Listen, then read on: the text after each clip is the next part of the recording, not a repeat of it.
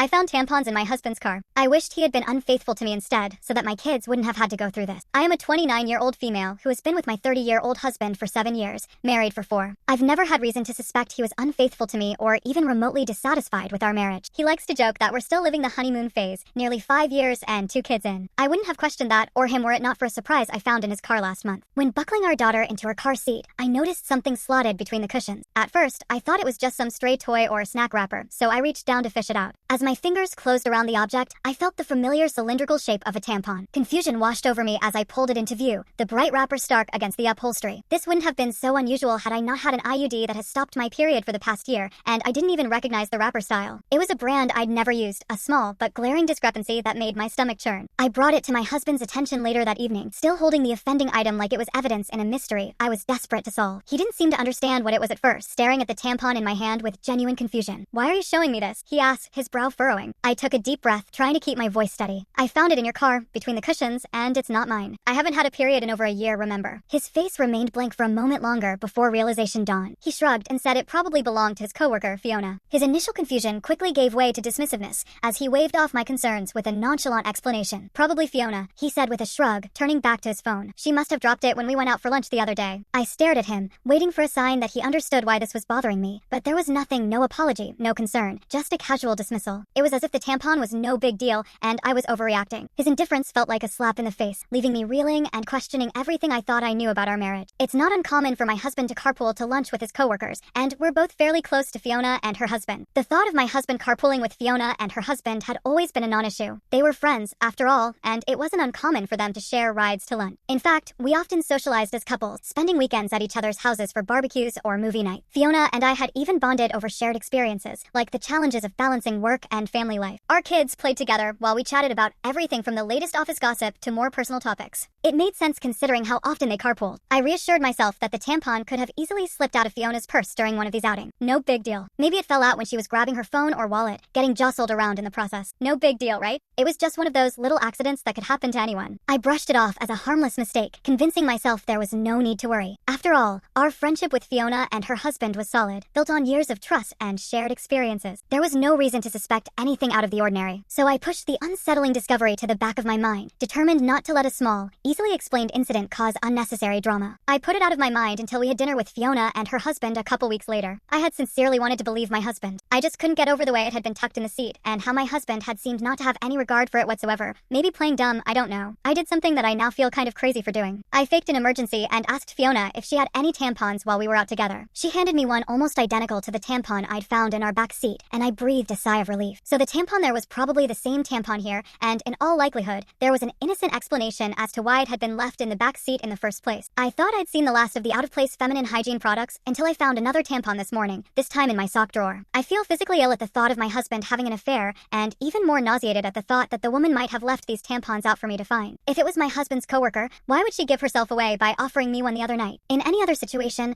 I would want to talk to my husband about this, but I feel too sick and embarrassed to approach him with what I found. Contemplating every possible source of 2 tampons has been my personal hell for the past few weeks, but I wanted to share an update. Shortly after posting here, I told my sister what happened. The tampon in the back seat and the sock drawer, my husband's cluelessness, the tampon from Fiona, and all the things I suspected but didn't want to believe. We compared tampons, save for the backseat one I had already discarded, and they were a match, just in different absorbencies. I hadn't left either in a place where my husband or daughters would have found them and moved them around. My daughters didn't know what they were or where they had come from. My sister was convinced it was Fiona either fucking my husband, fucking with me, or both. Direct confrontation of either party still seemed like a bad idea, so she suggested inviting Fiona and her husband over for our Labor Day barbecue. Unfortunately, they already had plans. My sister and I agreed that it was too soon for cameras without any other evidence, so it was just a waiting game from there, watching my husband for any changed behavior. There was none. Our house for any misplaced foreign items. There were none. And even the girls for any new friends they might have met. My sister's husband was adamant on this last point, and partly why he was inclined to believe that the tampons were harmless. If anything had been happening in or around our home, he said, it would be nearly impossible to keep it from me and the girls, since my husband was the one taking them to and from daycare and most other activities during the week. I felt a good bit of consolation in that. It wasn't until my younger daughter, 2 years old, came down with something last week that I felt any differently. I wanted to be the one home taking care of her, but my husband insisted that I stay at work while he stayed home with her. I was okay with that. My sister and her husband figured it was a good sign that he would take the time off at a moment's notice, and at that point, we were all already beginning to put the tampon fiasco behind us. By the third or fourth day, I was just happy to see a near-healthy child and a husband who was helping see her through it. Toward the end of that week, though, I came home to something strange. The toddler that I'd left that morning in an old PJ set was now dressed in a onesie I'd never seen before, with a tiny clip in her hair. I can't say I have the sharpest memory, but I have a pretty good sense of what my kids wear on a day-to-day basis, and particularly what kinds of clothes they wear. I'd sworn off the full-length sleepsuits with snaps across the front long before we'd ever had our second. The long snaps are just a pain in the ass and a no-go for efficient diaper changes, I mow. It's just not something I would dress her in, and my husband knows as much. He doesn't plan for or buy the girls' clothes, and he certainly doesn't accessorize them. So I was bewildered and kind of floored at the thought of someone around our sick child without my knowledge. I didn't think twice, and I went straight to my husband to ask if anyone had been over to see him or the girls. He seemed confused, like before, and asked me why I would think that. It had just been him, and the kids all day. I asked him again if someone had so much as stopped by to say hello, and he denied it. He told me to calm down. I might have lashed out and come forward with the accusations right then and there, but our older daughter was in the room, and she sensed something was up. In a calmer voice, I asked him a third time if anyone had been around our children, and my husband swore that the girls hadn't been around anyone but him. He also denied buying new clothes or doing anyone's hair. With our daughter in the room and my emotions all over the place, I decided to leave it. I couldn't make sense of it then, and it hardly seems clearer now after I've driven myself half crazy with explanations that aren't adding up. After nearly losing my mind over a hair clip and a onesie, I realized I wasn't getting anywhere with the accusations and half-baked guesswork. I'd gotten so absorbed in the paranoia and misery of my situation that I wasn't sleeping, eating, or caring for my kids the way I should have been, and I wasn't getting any answers. So I decided to pull the trigger on the hidden cameras and have them shipped to my sister's house, with my brother-in-law agreeing to help with the install setup over at mine. Before the cameras were ever delivered, though, I got my long-awaited confirmation last week. The day began like any other weekday morning in our bustling household. My husband and I rushed around, trying to corral our 2 energetic daughters into their school uniforms, all while attempting to grab a quick bite to eat ourselves. Despite the chaos, there was a sense of camaraderie in the air, as if we were all in this hectic dance together. Once the girls were dropped off at school, my husband and I went about our respective workdays, counting down the hours until we could reunite with our little one. But there was a strange feeling that I couldn't shake off, no matter how hard I tried, and it only intensified when I received a notification on my phone while at work, a ring notification motion at the front door. I clicked on the video clip, half expecting to see the usual delivery person or neighbor passing by, but what I saw left me stunned. There on my doorstep was a young woman leading my daughter into the house, hand in hand, with my husband and other daughter close behind them. My heart hammered in my chest as I watched, my mind struggling to comprehend what I was seeing. The girls were supposed to be in daycare, and my husband was at work. The woman, as far as I knew, was living 2 states away with a court order keeping her there, yet here she was, in our home, with my husband and children. A wave of panic washed over me as I scrambled to make sense of the situation. Was this some kind of mistake? A misunderstanding? Or was there something more sinister at play? I felt a knot form in the pit of my stomach as I realized that the answers to my questions might be far more troubling than I ever could have imagined. I stared at the screen in disbelief, the blood pounding in my ears as I watched the unthinkable unfold before my eyes. There on the footage captured by our Ring doorbell was a scene straight out of a nightmare. A woman I hadn't seen in years leading my youngest daughter into our home, hand in hand, with my husband and older daughter trailing behind them. The shock of the moment rendered me momentarily speechless. How could this be happening? The girls were supposed to be at daycare, and my husband at work, yet here they were, entering our house with a woman I never thought I'd see again, my sister-in-law. My initial reaction was one of sheer disbelief, a desperate hope that there must be some kind of mistake, some innocent explanation for what I was witnessing. But as the reality of the situation sank in, a wave of anger surged through me like a tidal wave, threatening to consume everything in its path. With trembling fingers, I reached for my phone, my heart pounding in my chest as I dialed my husband's number. I needed answers, and I needed them now. But as the phone rang on the other end, there was no response. I immediately called my husband to ask him what the fuck this woman was doing in our house. He didn't answer, so I texted it to him. Even in his stupidity, he probably realized he had messed up by going through the front door, knew I had gotten the ring notification, and wanted to delay the inevitable. By the 5th or 6th subsequent call, though, he did pick up. The woman on the camera was my husband's sister, as I would come to find out later. She was the likely source of both tampons, the onesie, and the bow. She is also registered as an individual with a history of abuse and a recovering addict who spent the better part of her adolescence and young adulthood coercing the silence of another one of my husband's family members after she had abused them. I hadn't seen or heard from her in years, and from the way my husband talked about her, I didn't expect I ever would. But here she was, in our house, with our children. It wasn't just the shock of seeing her after years of silence that left me reeling, it was the realization of what her presence in our home meant. My sister-in-law, fresh off another stint in rehab, was the last person I expected to find sneaking into our lives, especially under such clandestine circumstances. The gravity of the situation hit me like a ton of brick. This wasn't about a random tampon or a harmless mistake. It was about deception and betrayal at the deepest level. Suffice to say, I was livid. It wasn't an affair at all, and still, somehow infinitely more disgusting, knowing who it was and why all of this had been happening. happening. Apparently, my sister-in-law had wanted to reconnect and make amends with people she'd hurt, and my husband was high on that list. The irony of her attempts at reconciliation through deceit and intrusion was not lost on me. My husband didn't want me to know, or worse, try to keep her from our children. So they'd been meeting in secret, often at our house when I was at work. They would enter through the garage in my husband's car, so the Ring camera at the front door wouldn't tip me off. The level of planning and secrecy involved made my skin crawl. She spent the night on a weekend I had been on a business trip and slept in our bed. The very thought of her in our home, in our bed, made me feel violated. She babysat our girls on a night my husband told me he had dropped them off at his parents'. The casual way he had lied to me, the ease with which he had kept this secret, made me question everything I thought I knew about him. She bought the girls' clothes and dressed my youngest in the onesie, and vowed that my husband had promised in his life I had dressed her and myself. The image of my daughter in that unfamiliar outfit, a tiny clip in her hair, now felt like a haunting reminder of the betrayal that had been unfolding right under my nose. And yet, when I turned to my husband for reassurance, for a glimmer of hope in the face of uncertainty, all I found was disbelief and denial. He brushed off my concerns with a casual shrug, insisting that it was all in my head, that I was overreacting to a series of harmless coincidences. My husband swore this was all in my head, the tampons, the onesie, the bow, and all the rest. He was perfectly content to watch me agonize for weeks over a woman he insisted didn't exist, shrugging off each progressively more unsettling discovery like it was news to him and telling me I was being irrational. He insinuated that I was experiencing postpartum depression 2 years after I'd given birth. For years later, I told him that one of my biggest fears for motherhood was to suffer from PPD like my mother had with me, to not be fully present for our babies and be left with a world of guilt and regret as they grew older. But as the weeks stretched into months and the truth remained stubbornly elusive, my patience wore thin, replaced by a simmering rage that threatened to consume me whole. How could he dismiss my fears so callously? To gaslight me into doubting my own sanity? How could he stand idly by as our family teetered on the brink of collapse? He told me I wasn't sleeping enough, that I missed the girls too much, that I needed to take a step back and reevaluate the state of my mental health. I gave him the benefit of the doubt because he was my husband, and because no other version of events made sense. Now, after a month of this mindfuck, I have nothing to show for my trust, but this pathetic situation and a lot of anger. My husband failed to explain himself when confronted. He stammered and stumbled over his words, offering half-hearted excuses that made no sense. He muttered something about trying to protect me from unnecessary stress, about his sister just wanting to make amends, but his words were disjointed and unconvincing. Each excuse was more implausible than the last, a desperate attempt to cover up the truth. His evasiveness only confirmed my worst fears. The man I had trusted and built a life with was now a stranger to me, hiding behind a facade of lies and deceit. I watched as he avoided eye contact, his shoulders slumped in defeat. The weight of his betrayal hung heavily in the air, a palpable presence that neither of us could ignore. There was no reasonable explanation for his actions, or for the deceit that had tainted our marriage. Every time he opened his mouth, I could see the panic in his eyes, the realization that he had been caught, and there was no way out. His silence on certain points spoke louder than any words ever could, revealing the depth of his dishonesty. I knew then that I couldn't stay with someone who had so blatantly betrayed my trust and jeopardized the safety of our children. The thought of my daughters being exposed to such toxic secrecy and manipulation was unbearable. I had to prioritize their well-being, and that meant making the hardest decision of my life. With a heavy heart, I told him it was over. The look of shock and desperation on his face was almost pitiable, but it couldn't erase the damage that had been done. I walked away, determined to protect my children from any further harm. I decided to end the relationship and file for divorce. The decision was both heartbreaking and empowering. It was devastating to acknowledge that our 7-year journey together had come to such a bitter end, but it was also liberating to take control of my life and prioritize my well-being and that of my children. The divorce process was long and grueling. Each step felt like a new battle in an endless war. There were countless court sessions, each more draining than the last, where I had to relive the pain and betrayal over and over again. My husband fought me every step of the way, refusing to accept responsibility for his actions and attempting to paint himself as the victim. His determination to contest every detail made the process even more exhausting and emotionally taxing. In court, I detailed the discovery of the tampons, the hidden meetings with my sister-in-law, and the lies my husband had told to cover his track. I showed the Ring footage, which captured her entering our home with my children, and provided testimonies from my sister and brother-in-law to corroborate my claim. However, the court needed more than assumptions about my sister-in-law's character. They required concrete evidence of her past and present behavior, which was not easy to obtain. Despite these challenges, I remained focused on the bigger picture. I emphasized my husband's deceit and the breach of trust, which were undeniable. The court recognized the complexity of the situation and the emotional turmoil it had caused. After months of legal battles and countless court sessions, the court ruled in my favor. I was granted primary custody of our daughters, with my husband receiving supervised visitation rights. The judge acknowledged the need for a stable environment for the children, considering the deceit and the potential risks involved. Looking back, this ordeal taught me several valuable lessons that I hope others can learn from. Trust is the foundation of any relationship, and once it's broken, it's incredibly difficult to rebuild. Always listen to your instincts. If something feels off, it probably is. Communication is key. Address issues head-on rather than letting them fester. Most importantly, never settle for less than you deserve. My children and I deserve a life free from deception and betrayal, and I am committed to building that future for us.